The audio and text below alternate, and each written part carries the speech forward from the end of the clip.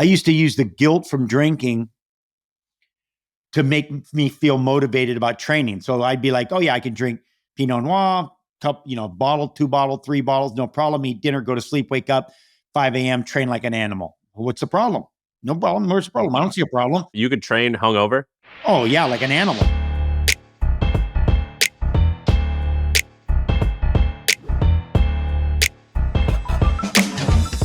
Yeah, man, we're live. We get things going, and I can kind of fill you in. You probably don't know anything about who we are, do you? No, but that's not unusual. I don't know much about anything really. Good. Hey, same. I mean, I've learned about you. I mean, I've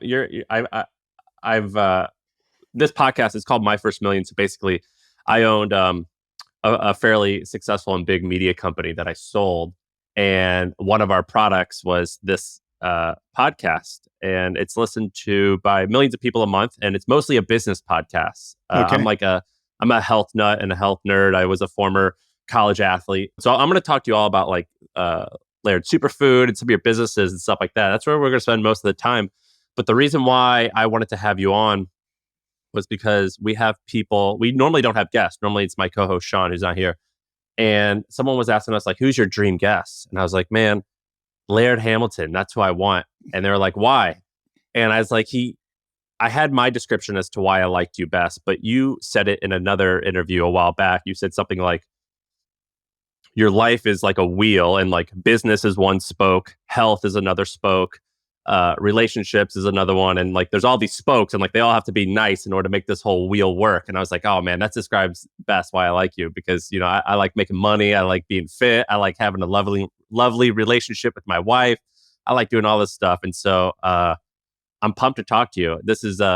I'm normally never nervous to talk to anyone, but you're like one of the first. Maybe you and Andrew Huberman made me nervous to talk to, because I admire you guys, and I look up to you guys. Well, I appreciate that. I'm thankful for that. I was talking to some friends, telling them how I'm pumped that you're coming on, and most people know who you are. But then for the people who don't, I was like, well, he's done a lot of things, so I don't even know how to describe you. I was like, he started as like a surfer, and then like a big wave surfer, then did some modeling. And I always tell my friends, I'm like, he's a hunk. You probably recognize his face. He's a hunk. His face is all over, like, because you like represented this quintessential surfer. But then you evolved, where you and your wife now are quite popular because you guys have this almost Zen-like attitude. And so a lot of people like me, I turn to you just to hear like what's your advice on living. You've also started Laird Superfood. You have another fitness brand. What do you like? What would you say is like, where are you now, and how do you kind of describe yourself in a sentence or two as to kind of your professional existence?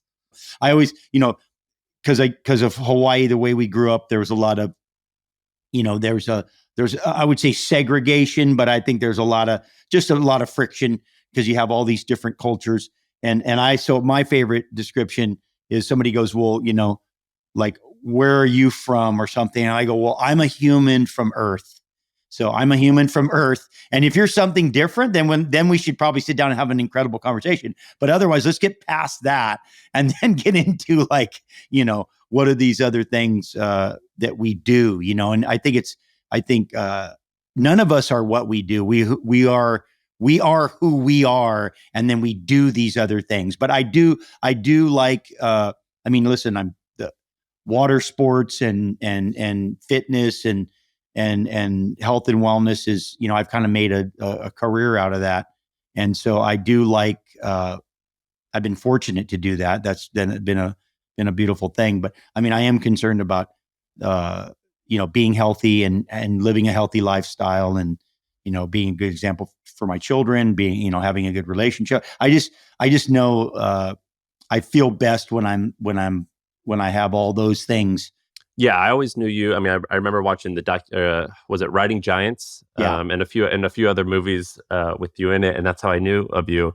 And then I learned about the Laird Superfood, the creamer, and I was like, oh, this is great. So I've been a customer for years, but I never would have pegged you as like a business guy. I remember seeing you, maybe it was on some talk shows or something like that, where you had this like electric golf caddy. Golf board. Yeah, the golf board. That was awesome. And I'm like, well, he's just like tinkering and inventing. And then I started then I saw Laird Superfoods go public, and I was like, and I remember reading the report. I was like, oh shit, like we grew. I think when you went public, it was doing like something like 40 million a year in sales, and I think it went public at a $400 million market cap. And I was like, oh man, I never would have pictured this guy as like doing this stuff. What kind of? I know that it was you were just tinkering with these mixes, and a buddy of yours was like, all right, let's actually do this thing, but did you always kind of consider yourself interested in going into business, or was that just what the hell? Let's just try it. No, I mean, listen. Early in my career in surfing, I looked at like, you know, where the money was, like where's the money in surfing, and at the time it was in the apparel, business, and so I went at kind of I would say 18, 19, I got exposed to the apparel business. Used to work in downtown Los Angeles in a sweatshop, learning from a Korean guy that came to America with $38 in his pocket and had a $10 million sweatshop business making denim jeans, and kind of learned the whole cut and sew garment business, and realize, and got to expose to every aspect of it. I think because I didn't ever really participate in the conventional aspect, the tour of surfing. I was always kind of rogue in the sense that I focused on big wave riding. I wanted to be I thought that for me was the thing I was intrigued by. That was the thing I was best suited for. There wasn't a lot of there wasn't a platform, let's say, for me as an athlete. It wasn't like, NBA or NFL where you got this huge platform, you go play. And your wife was volleyball. So like Exactly. you guys were both like, you're both like giants in small fields, which I'm like, dude, that's crazy. They turned not even just surfing, but big wave surfing, which is still cool, but it's tiny. Oh yeah. And volleyball. And I'm like, I know both of them. I knew you both individually. Yeah. Well, we had to, and I think that forced us to be more creative and, and do what we had to do. I always say subsidize it, normally, you subsidize your surfing with maybe some excavation work or something. You do some other, you do another job. Surfers go work at restaurants. They do whatever they can so they could be in the ocean. Like Arnold Schwarzenegger laying bricks. Exactly. So you just do whatever you do to subsidize your love. But, and if you can kind of take both of them, if you can turn your work in, your passion into your work, that's a beautiful thing. But we've had to be creative. I think both Gabby and I have always had to be creative in our career, just because we were in such niche sports that it forced us to be a little bit more entrepreneurial in general. We just, with our, it's whether we were, she modeled, I modeled early on. I did some film work. We do what we had to, we do what we have to do.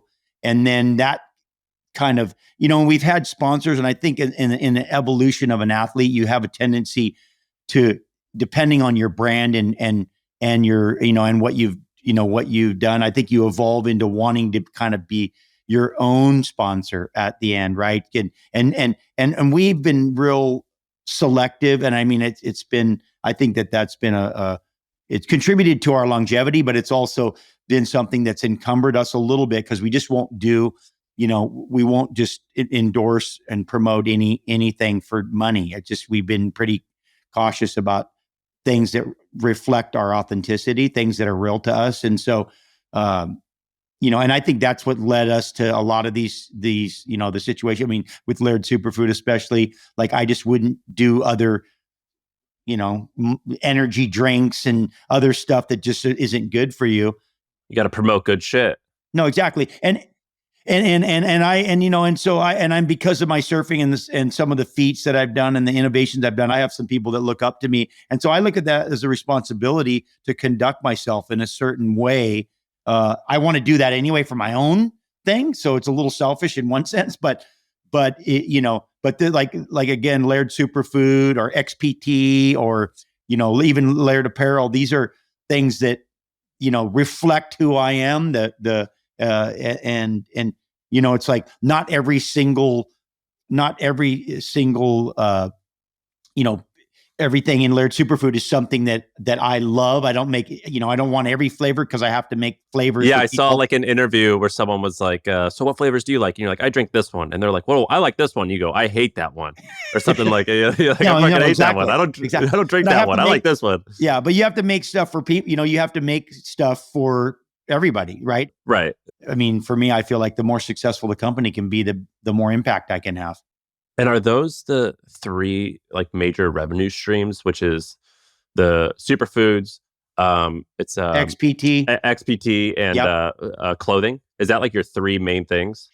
Yeah, I mean, I'm always doing other stuff too. I mean, I do speaking stuff. We have other sponsors that we work with, and so those so like those media, are, just like that would be like the media category. So yeah, you have, like, there's media. There's apparel, media. yeah. I have a farm. I have a farming project right now that I'm working on as well, and then there'll be some. I work with both Gabby and I work with Land Rover. I work with Bremont watches. So I have some. There's media, and then there's like some other sponsorship endorsement stuff that continues on, which I think part of the reason why that stuff continues on at this point in my career is just because, first of all, our authenticity, and I'm continuing also to pursue athletic achievements as well. So I'm still doing that stuff, and so that kind of. So there's again, there's a lot of spokes in the wheel. I remember I saw this interview where you were talking about like taking the company public, and you're like, we got to go there and ring the bell, and it was just so much work and all this paperwork, and I'm shocked that anyone could do this. And at first, you guys were flying high, things were going well. As of late, the stock has been crushed. Do you like what are those emotions going through like right now when it's gotten crushed? And do you regret taking it public? Because it seems like a good business. I mean, you're doing good revenues. I think this year the growth it didn't work out this year. I just read one of your guys' most recent reports. I think you changed CEOs. What are the emotions now where things are changing? I mean, right now it's a tough world. We're not alone. I mean, so that's kind of nice. It'd be like if everything was booming and then you were having trouble, you might be a little bit like, well, what are we doing wrong? So there's some of that. I mean, I wouldn't change a bit of it. I mean, I could say, listen, coming from my background and my relationship with like being patient and, crashing and wrecks and all the stuff that I've gone through, I'm going to be hard to phase. You know what I mean? Like my family's healthy. I'm healthy. We're good. It's like I tell Gabby, I go, we were good. We're good now. We're going to be good. Like it's all. Are you guys having like conversations when you're like, did you have a significant amount of your net worth tied up into the company? Listen, the stock value alone, it was substantial. So but again, that's counting chickens before they hatch. And so, right. and that's not my world. I'm not that guy. Like I'm not that, because I realize that life is so temporary that if you think you can somehow, and that you really don't have the kind of control you think you have, everybody, I mean, so the university I went through, the university of, of big wave riding, or the university of the ocean, or the university of the hard knocks, you just have a different perspective. So I've been, of course, would I love the stock to be going through the ceiling? Absolutely. But I wouldn't change going public. I wouldn't go back and redo it, because the fact is that experience, right? At the end of the day, that experience of going through that process, doing the road show, doing 90 1 hour Zooms over a 3-week period, all day long, every day, and just all this stuff that we did. And just that knowledge, you just can't, unless you've been through that. People can't talk to you. Like they can say, oh yeah, or I know what it's like. Well, no, you don't know what it's like unless you've been through that process.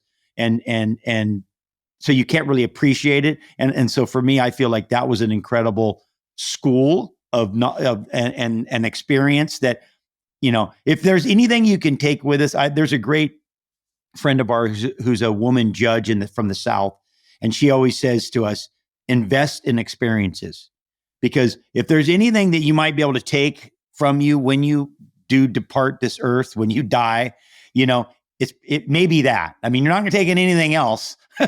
So none of this other stuff's coming with you, not the value and the money and the car, house, and all the stuff. None of that stuff's coming with you. The only thing that's going to come with you is possibly could be these experiences that you've gone through. And so for me, I feel like what an incredible thing. And the new CEO we have in there is incredible. It's a little bit like, because I've done some pretty brutal endurance things in my career, and I know when you're digging deep, and that's where all the building comes from, right? That's where all the character building and the polishing of the stone happens when you're down. And so for me, I'm just like, been here before, probably be here again.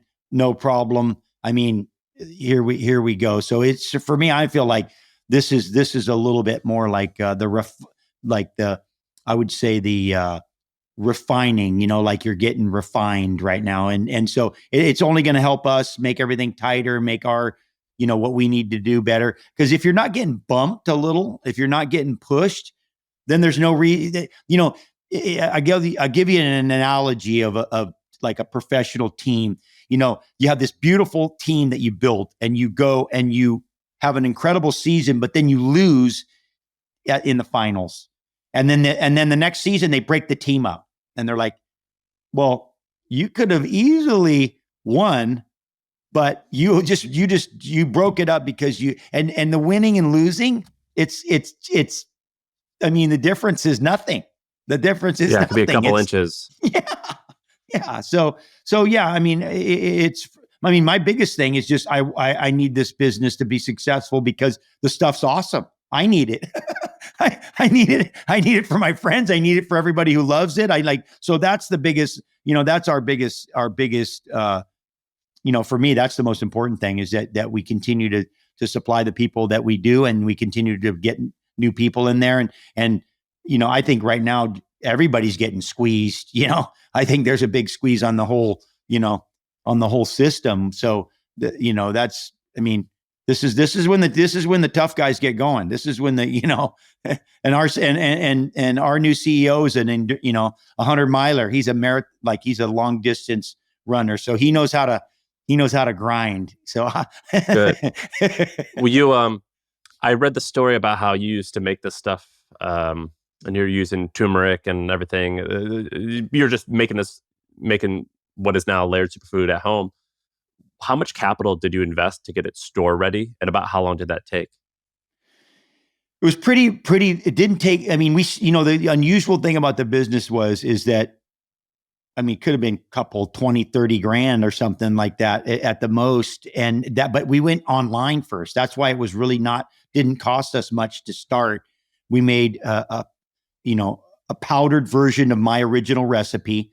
And then about the third or fourth rendition through that, you're just in there looking like you're mixing like Coke. You just got you probably just had some scales at home and a little Ziploc bag.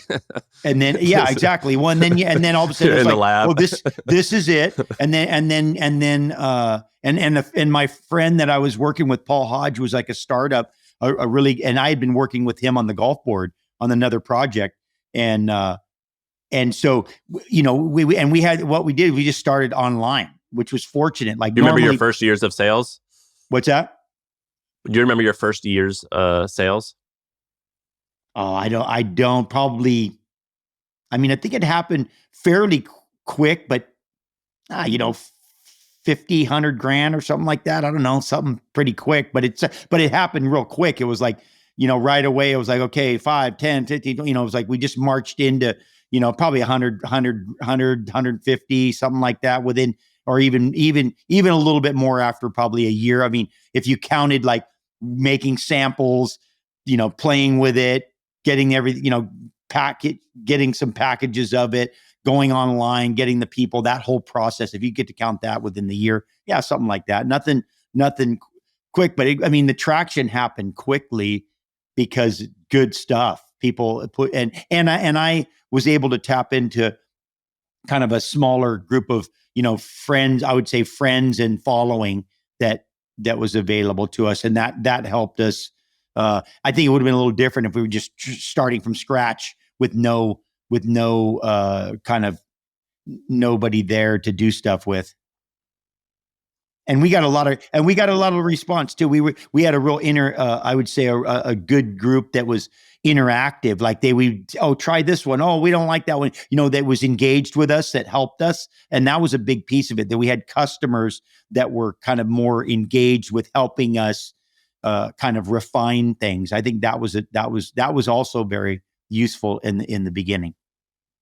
Well, you timed it perfectly. So like right now we're in the thick of like a health trend, like, partially because like, if you go to my Instagram feed, it's like you and like all ripped dudes, like, they're like in ice baths now, which I do. And, it's all knees over toes. Like, it's like, we're in like it's become cool now to be healthy. And like, but you were talking about, and I read how you were like, dude, we've been using ghee for 20 years.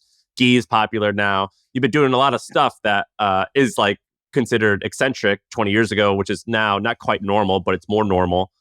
You also said that you're like, I'm obsessed with ideas and like figuring out what can be what's going to work, what's not going to work. Were there any other ideas other than than what is now Superfood? Was there any other ideas that you were tinkering with where you're like, man, I think this thing that I'm doing on a day-to-day basis, or this food I'm consuming, or this trend or this thing that I'm doing now will become more popular, and I should maybe pursue that?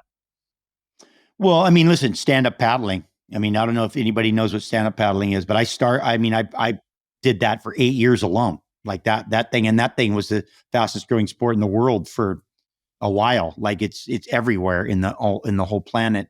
I mean, as far as a sport itself, as a discipline, I mean, foiling is another thing that I was doing. Like we were the first guys to really stand, and then we were the first guys to ride, that you realize that you could ride waves with foils. And now you got foil magazines, and there's 10 different disciplines. And for those people that don't know what a foil is, it's an airplane that rides underwater that is attached to a board above. So and I know people have seen them, at this point you've seen some, either an electric version or some, I mean, that's what I've done the electric one. Yeah, America's Cups and all the boats have gone that direction as well. I mean, most of my stuff has come in sport. I have I mean, you always have some funny ideas that that there's going to be 3 customers or maybe 4. I mean, XPT is a big. I mean, there's some stuff in XPT. I have this pool training system that I've been working on for a while that still hasn't really gained traction. I mean, it's gaining traction, but again, but the breathing part of it, I think you have like a breathing part on the app, and like I know a lot of people who do that. I mean, it is. What's the app? How much does that cost, or is it all free? No, there's different pieces of the app. There's different stages of it. You can go to xptlife.com, and then if you want the breathing app, there's different, and I don't know exactly what they're charging for the app right now, because we've just came out with a specific breathing one. But there's a bunch of different, there's different levels of your participation in it. We do a camp too. We do like a 2.5 day seminar. But you know what I say about innovation and ideas is, it's just a new application of an old idea. I mean, you think for anyone to have what they would think would be an original thought at this point in humanity is insanity. Like how could you have an original thought given the fact that there has been billions of minds over, hundreds of thousands of years and also even in civilizations that we don't really even know anything about. So to think that you'd have kind of some unique thought, I think it's more about these hybrids, these combining existing things, maybe some new materials kind of, or some new stuff changes the way. I mean, listen, my whole thing around, like, for example, with Laird, with Superfood, is really based on using plants in the whole form and not separating and taking, elements out and concentrating it or trying to figure. I mean, a lot of that's based on really trying to figure out how to get a patent and control and own. Yeah, I feel like, listen, nature made it perfect for your body. Why don't you use it in those ratios? And it seems like whenever we don't do that as close to nature as we can, there's always a problem. There's always a problem whenever you're giving the system something that it can't really relate to. And I think that's, I mean, at least in the superfood side of things, that's kind of a philosophy that we use to help govern that brand. I mean, part of the reason why I think there's such a crazy health thing, it was going that way anyway, but I think people started to realize after since the pandemic happened, and that being healthy is really an advantage, and I think because we have so much, like we're in somewhat of a health crisis, just given, diabetes and obesity and just all this stuff that's been happening. I think that the importance, again, back to what I said earlier about putting value on things, you put a value on eating really good food, you're going to have really good food. If you just are like, hey, just get that in, I don't care what it is, let's just, go through a drive-through and pick it up and just eat it because we're hungry and we want to get full, versus, no, I want something that really tastes amazing and has, and is nutrient dense and all that stuff. So again, I think we give the value to the stuff, and that will bring, that'll bring the level and the quality of it. But if you don't make it important, then, I just think that and then I have a philosophy about stuff that you do every day anyway. Like, things that you do every day are accumulative, right? There's an accumulation. I mean, there was a technique they used to use to kill the kings in the old days, is you just give them a little arsenic, right? And then eventually, in a year or two, all of a sudden the king croaks and dies. But it was never enough to just be it wasn't poison, but it was just an accumulation. And I think, that's true with fitness. I think it's true with your diet. If you're just, if you're eating a little bit of bad food every day, that's an accumulative thing. If you're eating a little good food every day, then that's an accumulative thing. And I think I think that there's an opportunity to really have an impact on your health. If you're just, hey, I'm doing some training every day. I'm getting a good night's sleep every day. I'm eating good food every day. It's like, this stuff over time is going to pay dividends. And I just think that really speaks back to the philosophy about being patient and being, you're going to, I told you the story when I worked in downtown LA with that Korean guy, Mr. Chun. What brand were they making stuff for? He was making oxygen. He was building Guess and Green Line. So he's building all the Guess jackets that were made out of like old Levi jeans. They'd take jeans and they'd sew them all together, and then they'd stone wash them. Was it like a big factory with Koreans and he's just paying them nothing? I mean, really a sweatshop? Well, more, yeah, but exactly. Yeah, but I mean, probably paying them enough that they were able to support their families. But he had, like I said, big, tumbling washers and dryers with pumice stone. But I'd sit in the end and try to pick stuff out. I'm like, I want to pick some wisdom out of this guy. So I'm sitting there one day, and he'd always drink Millers. He would drink Millers, which is the worst beer ever, but that's another story. But that's what I used to drink. Miller Lite. Miller Lite. That was my drink. It had high alcohol content and low carbs. Exactly. Yeah. Because that's so great. It's the worst. But he said, he goes, oh yeah, when good times here, don't be too happy, because after good time, bad time comes. But when bad times here, don't be too sad, because after bad time, good time come again. And I'm like, there's some wisdom there. I mean, that means technically you'd be numbed if you didn't react to things, but there is wisdom in the, hey, when bad times here, don't be too sad, because after bad time, good time come. And when you're in the good time, don't be too happy. So in a way, I think there's something to be said about that. Can I ask you about your house? I've studied, or I've seen your house and the setup, and I've talked to a ton of friends. They're like, oh yeah, we went to Laird's, which is you're like the Bono, you're a one name guy now, which is cool. But they're like, oh, we went to Laird's and we did the pool thing and it was amazing. And like, one of the things that you've done is like, you're living like many men's fantasy, which is to have this amazing house that's like community, and people coming and going, and it's all on your terms. And I think it's pretty cool. What year did you buy that house, and how much did it cost? Would you when that was? I mean, it was, well, I don't know. I don't remember exact figure, but it was cheap for Malibu. Crazy. But we've been here for 25 years, 26 years. So what's the values of what, I mean, things for $1 million 25 years ago are 25 million now. I Well, mean, is that a big deal for you at the time? I mean, was oh that a yeah, big purchase? oh yeah. I mean, when we looked at that house, because it was, the guy had built it for the guy who built the house built it for himself, and he was a Greek engineer, the one here in Malibu. Because I also, I'm from Hawaii, and so we have a home there Yeah. that we just finished during the pandemic. But he was built it for his house, his family, and then during the process, I think him and his wife kind of got divorced, which happens a lot to people because building houses is very stressful.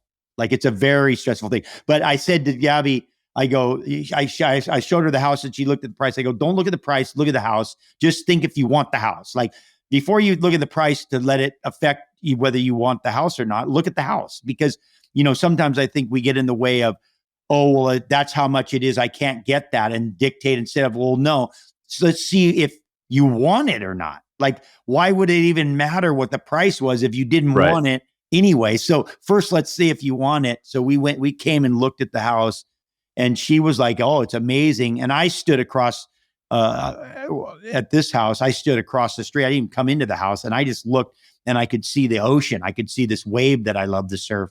And so I just stood, and I was like, I love this house. And she's like, well, you haven't been in the house yet. And I go, You're like, no matter, I'm in. I don't even need to go in the house. I'm good. If you're good, I'm good. Because I could be I could have been on in a tent right there looking at it.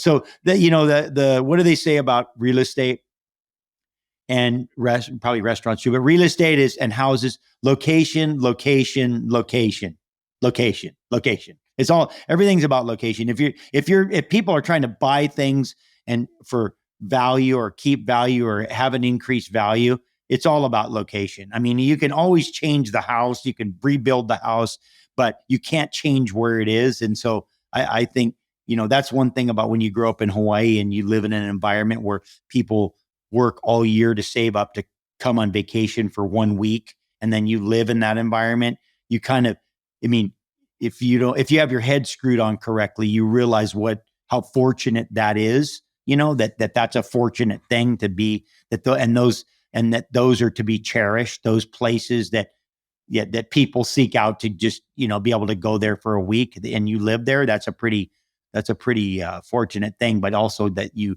need to realize that means it's a special place, I always see videos of these athletes coming and going. How many days a week are you actually having people come and do those workouts in the pool? Well, Gabby does she has training in the morning. It depends on the time of the year. Normally, most of this is in the summertime because you have football, basketball. A lot of times it's off season. Guys come, I have, I'm connected with a lot of different athletes and a lot of different coaches and a lot of different physios. And so people, guys get hurt. And then they're coming out of an injury, and then they'll send them to come see us. Are you charging them, or is this just like, no. You're just doing it for fun? No, because if you charge people, then it's the dynamic changes, Like a and job. I like to have that sign that says we reserve the right to refuse service to anyone, like, kind of thing. Like, I think that's a better relationship. I mean, we don't have to, we don't need to. So it allows us, we have the luxury to be able to not have to charge because we're able to, we're there's other ways to earn a living. And so, but it does set up a really nice environment. I have a young man that's been living with us and training and learning about training. He's becoming, very, versatile and just advanced in because he has such exposure. And so like we'll get guys to come in, and guys that want to get work, worked with, I'll have him. And we have other trainers with XPT, and we have other people that we know that, hey, if somebody needs a trainer and they want to run through a lot of the stuff that we do, we'll what do we say? We have people for that, but yeah, we have people for that do that. And then the rest of it, normally we kind of have a communal training, like on certain days of the week, we have some kind of regulars that kind of come and train on those days. We do it'll be maybe lifting and stuff and dry land stuff on like Monday, Wednesday, Fridays, and then Tuesday, Thursday, Saturdays is can be the pool stuff depending on who it is and what we do. And it's not a lot. I mean, there's at times there could be a fair amount of people. The stuff that we do does weed out some of the people just because it's, we're here to work and we have a big piece, probably the most important piece of it is this community, right? That we have a really nice community that's what you realize that we all are looking for, right? We're all looking for a little tribe to belong to. I mean, I wouldn't say blame, but I'd say that was part of the success of something like CrossFit, that it was really had less to do with the workout itself as it did that you were part of a tribe and you had a community and people that were like-minded that were training with you and so on. So I think that's a big piece of it. I think that we need that. I mean, listen, some days you're just down and you're like, hey, I don't feel like doing anything today. And then somebody's out there, okay, ready to go. And then you're like, okay, let's go. And then and vice versa. They might not be and you are. And so I think that we kind of lift each other up. I think that's part of, we humans are communal creatures. And I think we operate well that way as long as we have like-minded people. I was looking at like some old photos of folks in your pool. I think there was like we get a whole bunch of, and you had a whole bunch of basketball players. Yeah. I think Joakim Noah, Grant Hill, a few other people. Who have you worked out with back there that has put you in awe of their fitness or their athletic ability? I mean, listen, I get so many crazy guys. I think my problem is I probably have a skewed bar. Like I don't, because normally I'm always with all these freaks, right? So it's a little bit like hard to out freak the freak, like when you guys got guys like Christian McCaffrey or Jalen, you just have the level of athlete that you have I think there's always, the people that surprise you are probably people you haven't heard of that come there that have a certain mindset, because some of the pool stuff that we do can be, it's stressful, and so sometimes, you'd think you'd get this big, super strong guy and he freaks out, and then you get some kind of more frail, lady that just has a, mental giant and can just handle, being in the ice and drowning in the deep end. And, so it doesn't, I think it's pretty, that's why it's kind of neutralizing. There's a neutralizing aspect to the environment, because it's, first of all, you're always going to have somebody that, you're always going to have somebody that can do you in something, right? You can outdo them, they can outdo you. And so our approach is more about you finding your own barriers and then trying to lift those up, right? You try to, and don't use other people as a reference to you. I think that's where we run in trouble. We get in trouble as you start comparing. You get over there and you're like, okay, that guy's doing this, and what do they say? Comparison is the death to happiness. I'm not sure, but like the thief of joy, something like that. Man, I've always hated that phrase when they say comparison's the thief of joy, because I'm like, yeah, that's true. I shouldn't compare myself, but I love to compete, and so like, well, that's different though. But that's different. That's different. Comparing and competing, yeah. Like I like seeing guys or in business, and I'm like, this person's doing this revenue, they're at 50 million. I'm like, oh, if that dumbass could do that, I definitely could do 70. Let's crush them. Or like, I've got a joke. I'm like, people are like, oh, you got to let go of that grudge. And I'm like, this grudge fuels everything I do. I the reason I like work out hard is to like prove my ex-girlfriend from high school that like you were worthy. Yeah. You made a mistake.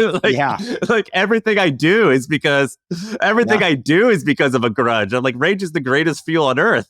And so when people say like comparison's the thief of joy, I'm like, oh, I get so much joy proving like these idiots wrong and like letting a 20-year comment sit on my back for those years about how I wasn't like, fit enough or successful enough. Like I love that stuff. You know what I mean? Yeah, but you will. But you know what's interesting? Because that's I will say, because I can relate to that. I mean, listen, a lot of what I've done is because of that. Like so, but then at a certain point, then you get to this thing, and then you're like, okay, then what? Then at some point you achieve the thing you're trying to do, you prove your point, and then you're sitting there going, okay, now what?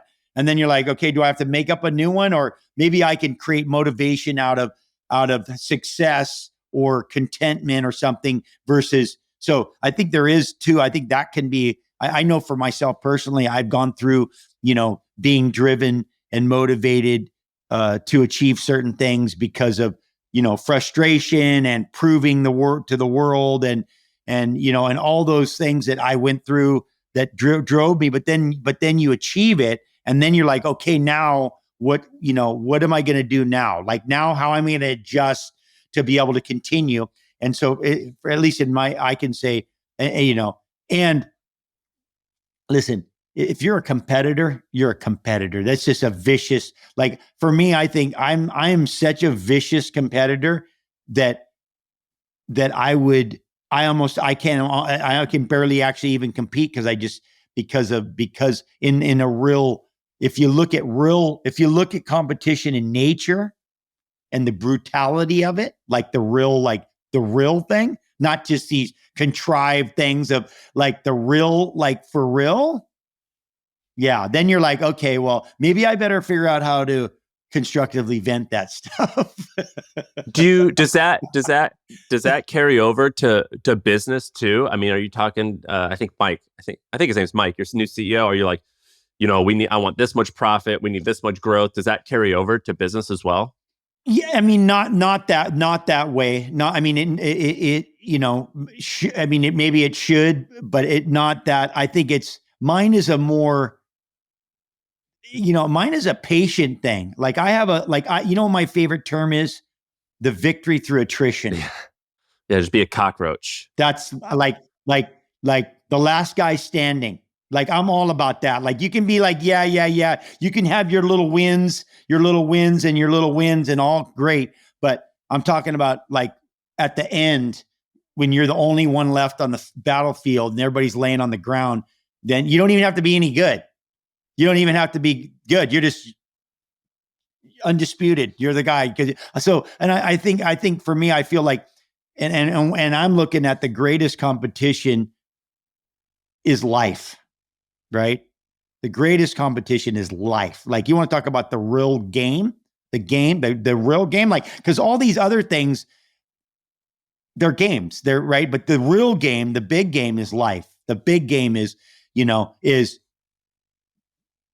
like the quality of like at the like relationship, father, how like your life, like that's the big game. That's the real game. That's why I said when I talk about the spoke, I go, yeah, business, that's one spoke. Make sure it's nice and tight, good, cool. But if you're all there, then you got these giant holes in the other spot. I'm like, sorry, lost the game already. But you've not always been that way, have you? I think I read some old stuff where like, I think your wife filed for divorce and at one point and you guys like, you thankfully made it work. I think in 2001. Yeah. I think I don't remember if I read that you had a drinking problem, but I think you said that you wish you had told your younger self to quit drinking earlier. So I don't know if that was like a problem or not. Like I know that and if I just were just to stereotype you, I'm like, I bet you were like a wild guy. Anyone, if I'm stereotyping a surfer who like goes out hard and does everything hard, I bet you picked some of your vices with that same, or you use that same energy sometimes toward vices. When were you kind of like, you weren't always this wise, I'm sure. And what made that switch? Well, no, I mean, okay. Let's be clear that for sure work, right?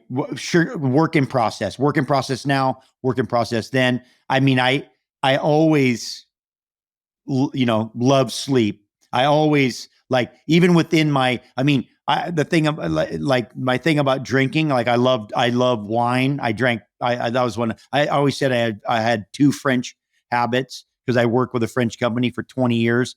And my two French habits were espresso and Pinot Noir. And then it was like, and like everything I do, I have a tendency to do it, in excess. Yeah. Like if one's good, then two's better. So that's the mentality. And so in a way, but as far as kind of listen, first of all, I would have never, Gabby and I would never have gotten to be together if I didn't have a certain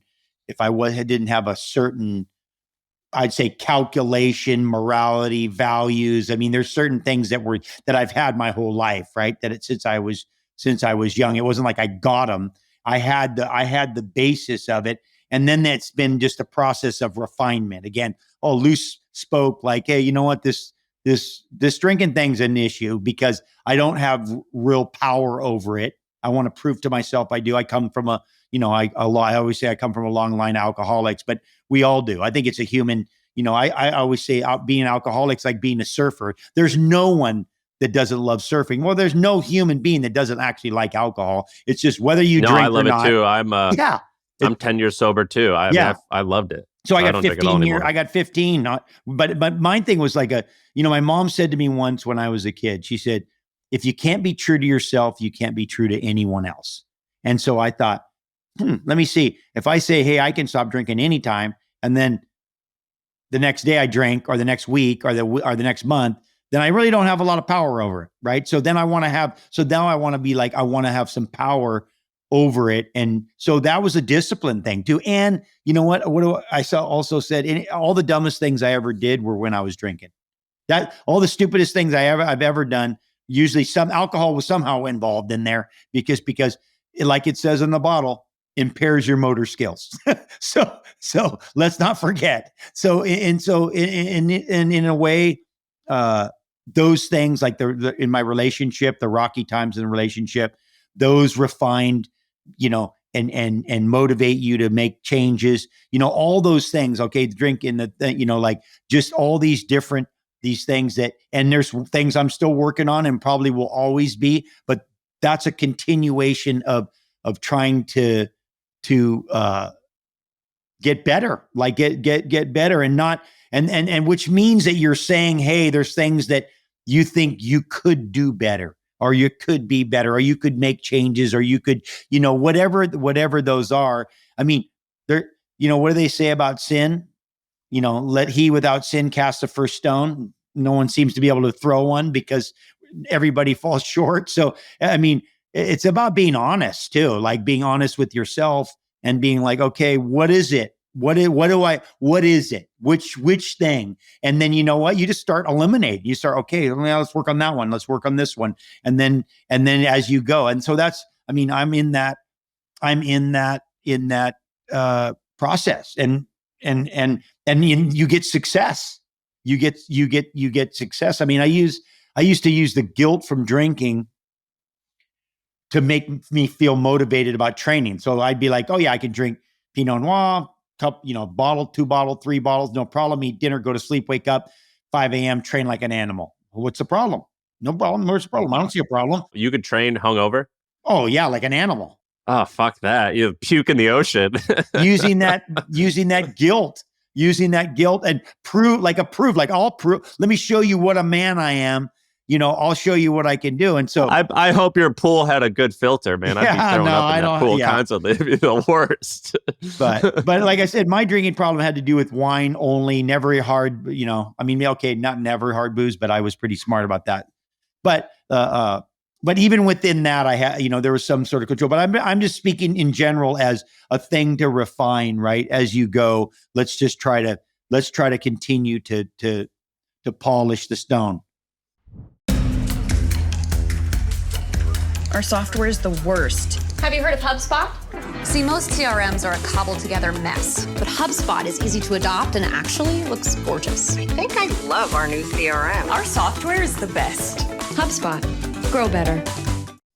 You're kind of going like one path down this longevity thing and healthy living thing that I love, but I love freak shows. I love like people who are just oddballs. And a guy we had on here one time, his name's Bryan Johnson. Have you seen Bryan Johnson from Blueprint? I mean, he's like total freak show when it comes to longevity. And I love that people are brave enough to do what he's doing because you can always learn cool shit from people doing extremes. Isn't he blending his food every day? I think Gabby did a podcast on him. Is that the guy? He's doing all type. Yeah, that's among many things. Basically, he's hacking everything. He's like, I'll give you like the cliff notes, but basically he's probably close to a billionaire. So he started a company that he sold. So he's got plenty of income and money to like be playing around. But basically he's like, I'm going to become the most tested person on planet Earth. And I'm going to try to decrease my biological age faster than my chronological age, which obviously is going to be impossible at one point. But he was like, let's just see if I can make my body younger, even though my age gets older. And so he like does crazy amounts of tests where he's doing tests weekly and he's spending millions of dollars doing it. And he blogs and documents it all on his website, Blueprint.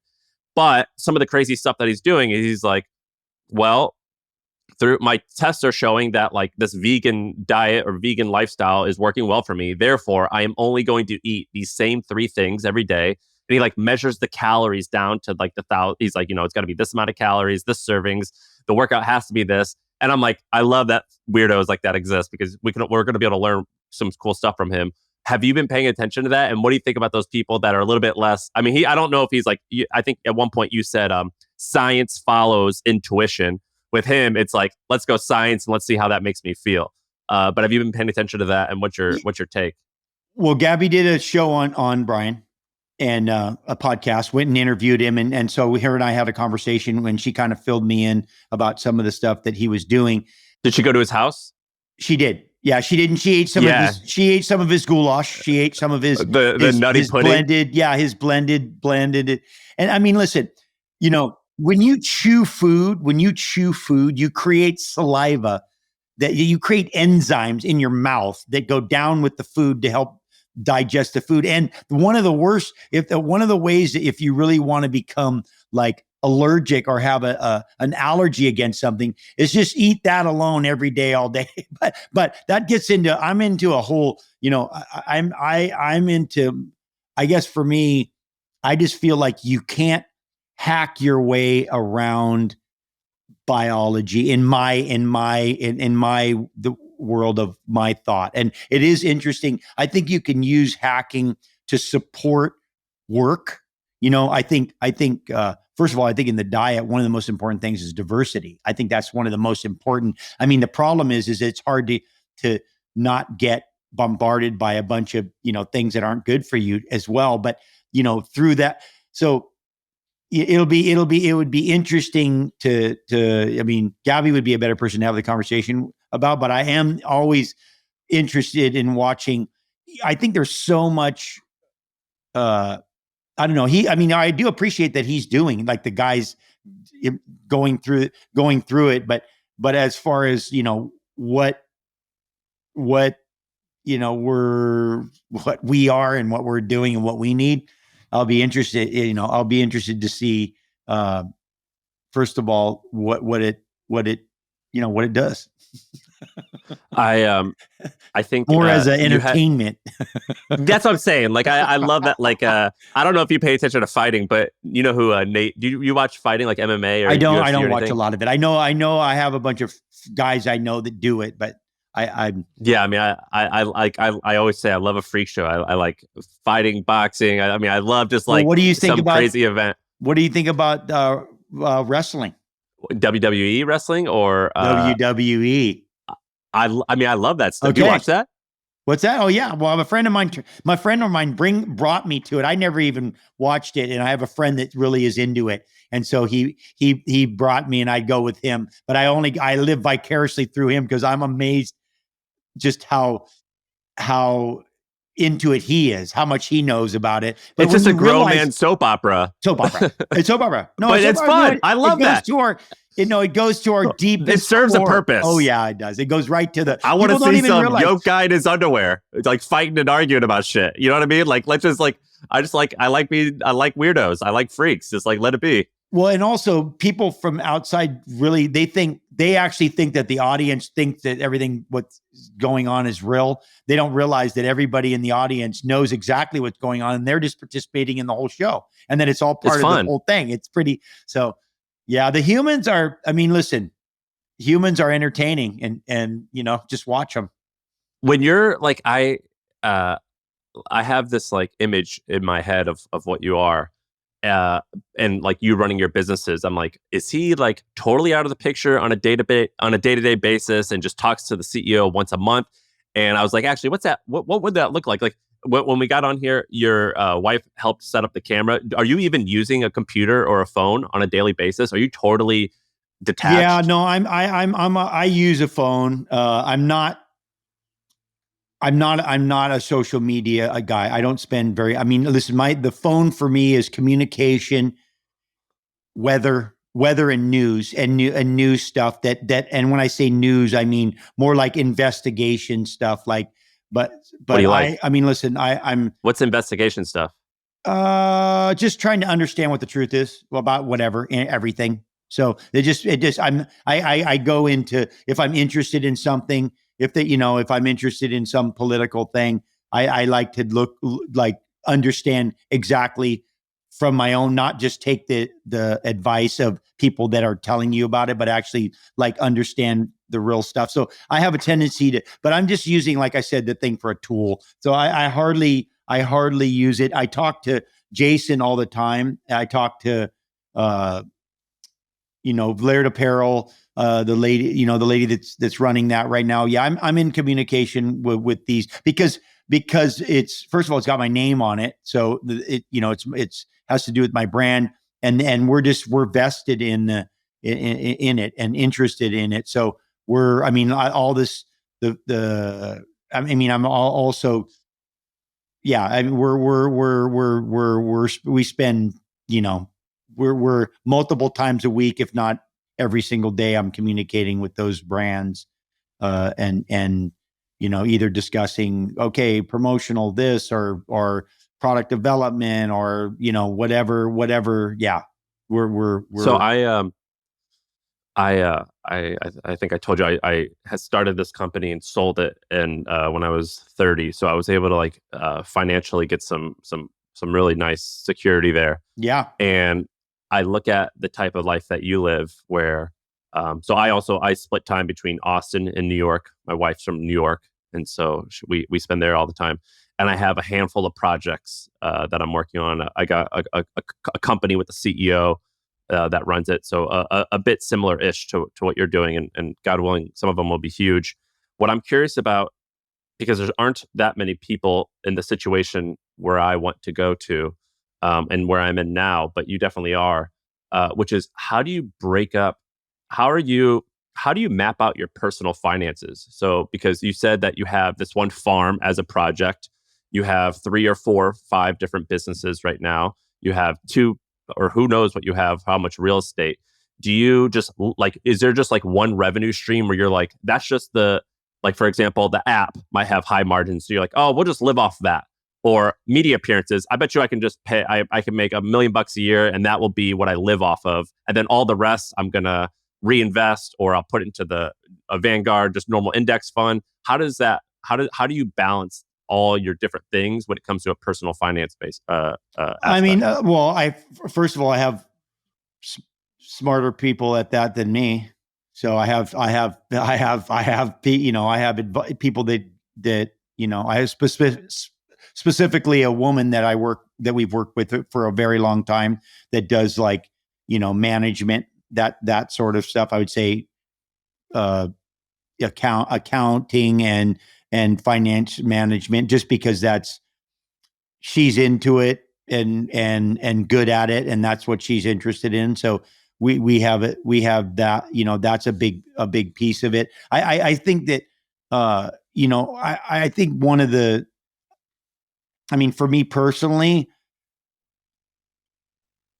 I think that can be a such a consuming whole, like that, all of that stuff, that you can just get swallowed into that and lose lose your connection with everything as well. I think that you have to, well, part of it has to do with how you look at it. Like, what's your faith? Like, what kind of faith do you have? What kind of belief do you have that everything's going well or not going well? And do you think that you're going to control everything, and that, how much control do you think you have, and all those things? I think that's a piece of my philosophy. So does that mean that you just don't stress out a significant amount about finances? Yeah. And like earlier, you said, Yeah. when I bought that house, you were like, oh, that was a lot of money for us back then. But I was like, fuck it, we're doing it anyway. We'll figure it out. Yeah. That's kind of like your how you live when it comes to finances. Yeah. Which I think for a lot of people, they just can't operate like that. And I think for me, I just feel that just feels more that just feels better. I just feel that feels more natural. I just feel like, because I've just, I've just seen, first of all, I've had the fortune to be exposed to a lot of wealthy people in my life, like a lot of crazy wealth, and seen people that had nothing, and all of a sudden they got everything. And I've seen people with everything and they lose everything. And so I've gotten to watch a lot of it. And I just feel like, there's a level of imprisonment that happens when you, and I think, a lot, that's why when I say faith, they talk about, you saving up, in your warehouse with, where moth and rust can eat, like, like there's some stuff to do with that. I think, which I think you can't always, it's not so simple to be that way. And I think it's harder for, I think it's hard for people to operate like that, but having that belief, it's like the people talk about visualization and visualizing and, having that, it's real. That's real stuff. Like if you think it's not real, you're mistaken. That you think you can make things. Your belief in it definitely will be supportive of it happening. I can tell you that for sure. In both ways, right? Like in both ways, you can make things be. Like Gabby says, if you have an ouch, God will give you a hurt. If you walk around going ouch, ouch, ouch, ouch, don't be surprised if stuff isn't just hitting you all the time. And I think vice versa, it's the same way, the other way, which is, what is that? If, ye of little faith, I provide for the birds. You don't think I'll provide for you? Like, so there's some of that. That's real stuff. Like they didn't just make that stuff up out of the sky. That's real thing. So I think there's something to be said about that. It doesn't mean be stupid, and, and doesn't mean just, just ignore your reality. But there is something about that's real that I think can put you in the right state of mind to not just be caged by this stuff, because this is the caging area. That's an area that we can be caged by. I'm one of them. I'm caged by it. It's like when I was broke and then I was not broke, and I'm like, oh shit, I've just like created a prison a little bit where you stress out over running out. Yeah, because it's definitely a battle I fight. We're scarcity creatures, right? So we have this whole scarcity thing that's in us, right? So and my mom had another good saying, which was the way God punishes you is he gives you what you ask for.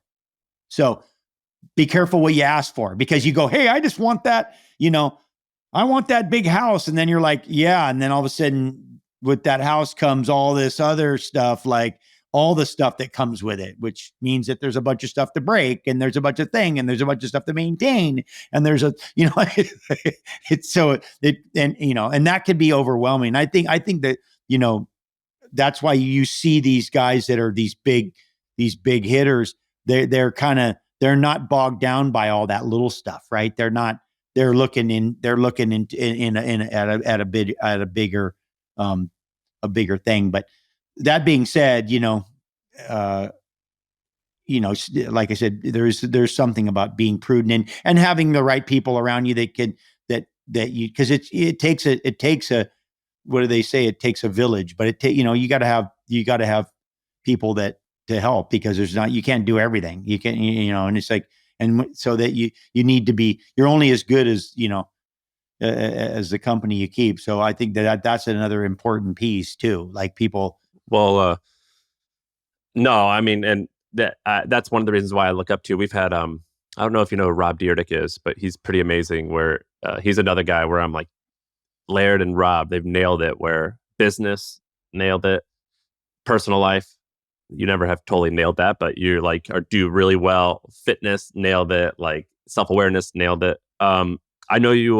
We'll wrap up here in a minute, but my last question was, I think last year on your guys' YouTube, Gabby asked you, what are your goals for, it was at the end of 2022. She said, what are your goals for 2023? You go, this year I want to be more of a savage. I want to be more, I want to do more savage stuff. Like I want to get like dirty and do something. what is an example? We're more than halfway through the year. What's an example of something that you've done so far that's savage? And you also talked about visualization. Over the next 6 months and 18 months, are there any particular experiences or goals that you're trying to do that would check that box of being more of a savage? Well, I mean, listen, I have the nature. For me here, I'll give you an example. For me, I've always wanted to kill an animal. I wanted to go and kill a deer or some type of. I have cows in my ranch. I was like, I want to slaughter it with my hands and I want to eat it. I was like, I don't do that enough, and I eat a ton of meat. I got to do that. Yeah, and like that's an example for me, which is not that very. That's not too savage. But what do you have? Well, I go for moose. I go for a moose. I go for probably in September. I'll go get a moose and so I can fill the freezers for the winter. But I grew up at a farm too, so I've dealt with and I've hunted when I was a kid. We hunted boar and stuff like that. I mean, for me, the savage stuff comes more with the ocean. Like with the conditions. I had one trip already to. I had one trip to Peru this summer. I mean, we're just most of my savage stuff comes from the environment. So I need to, and normally, I mean, listen, we had that giant Malibu fire. I fought my house for, I fought that fire. Yeah, I saw that. 4 or 5 hours with a suit and pump. And then I had a flood in Hawaii after, and I was like, at night with boats, rescuing people off the top of their roofs of their houses and stuff. And so I have to be careful what I ask for because before both of those things, I said, I just need some action. So again, back to what my mom said, be careful what you ask for. Be careful what you ask for. Yeah, you got to clarify. So you have to clarify what that is. I think because it's easy to make a blanket statement. I just want to, it's like I said when I was young, I wanted to be surrounded by women. I just want to be surrounded by women. And then now you are, right? And then I have 3 daughters. So, again, I should have been a little more clear in my definition. Do you read a lot of books? I listen to a lot of books, but I read some, and I'll read and listen, but I listen to a lot. What are the best 2 that you've listened to in the last 12 or 18 months? Oh, well, I liked, there was a book called Life After Life that I really enjoyed, by, what's his name? Moody. And then, let me see there's a really pretty heavy one called Embrace Fearlessly the Burning World by Barry Lopez. He's pretty radical. And then I went full conspiracy. Actually, the Psychology of Totalitarianism was a pretty heavy book. That's the one you were referring to when you said you went full conspiracy? No, the full conspiracy was called The Trap. That one's called The Trap. Gotcha. I kind of go all over the place. I have a really good one on water right now. I like fiction. I like factual books. I'm not a big fiction guy. I like. Can I give you What do you got going? So I read a ton. I only read history basically. Okay. So mostly historical stuff. Okay. But I'm going to give you three in particular. Okay. That I thought that you would like. You know Dan Carlin? Of course, hardcore history. Yeah, because we know Dan. Dan's a buddy of ours. Really? He's cool. Yeah. I'm going to give you 3 in particular that you're going to dig. Okay. The first is called The Wager. So the first 2 books I'm suggesting are ship books. It's about shipping ships in the 1800s. Yep. So the first one's called The Wager. And so these crazy guys would sail, their 1800s ship from England all the way down through Argentina and Cape Horn. Yep. And they got stranded and it took them 2 years to get back. So you'll dig that one. The second one is called The Heart of the Sea. It's this. If you ever read Moby Dick, about the whale that sinks the ship. Yes, there's sir. actually a true story behind it. And so Nantucket originally was for Quakers who were whalemen. Yep. And so these whalemen would they're fucking animals. You want to be talking about savage. Imagine sailing a ship with no electricity, no like way to talk to anyone for 2 years, all the way over sometimes to the Pacific, to Africa. Yeah. And they basically their ship was sunk in the middle of the Pacific, and it's about how they got back to South America. And then the last one that I think you'll really dig, because I wanted to give you 3 books on being a savage. The last one was called Undaunted Courage, and it's about the story of Lewis and Clark. Okay. Lewis and Clark's, they were savages They in were, a good way. Yeah. They were, I like their zone. I've been up in Washington where their trail was, and they're hardcore. Those guys are. They were honorable, but they were bad to the fucking bone. Oh yeah. Well, Lewis what I liked is cool. they weren't killing anybody. They were making maps. So yeah. They would meet these natives, and they were like, "Hey, we're in peace. We're going to be cool with you." But it took them 2 years and 4 months to go from St. Louis to the Pacific and back, and it's a crazy story. Yeah. So those are the 3 that I would recommend for you. And then I just finished a story about John Wilkes Booth, the guy who killed Abe Lincoln, and the 12-day manhunt to find him. So I read a ton of that stuff. But, there was those a 3 great. in particular. I just had an ocean one too that I can't remember what it is. That it's about the what's it called? I can't. Anyway, there was a great one, a sailing one about the race from Hobart, like the race from New Zealand. The one that they and there's do. like is there a storm? Was there a storm in that one? Yeah, crazy storm, and the boat and the guys get. Yeah, it's intense. That race, because that's one of the craziest races in the world. Stuff. Yeah.